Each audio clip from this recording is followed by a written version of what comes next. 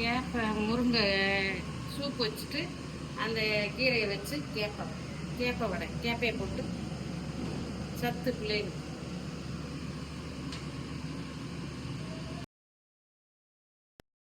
கீரை சூப் சாப்பிட்டாச்சு. அதுக்கப்புறம்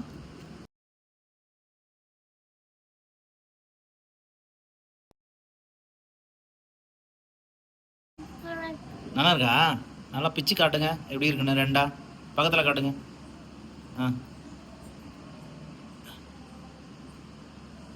சாப்பிட்டு பாருங்க எப்படி இருக்குன்னு.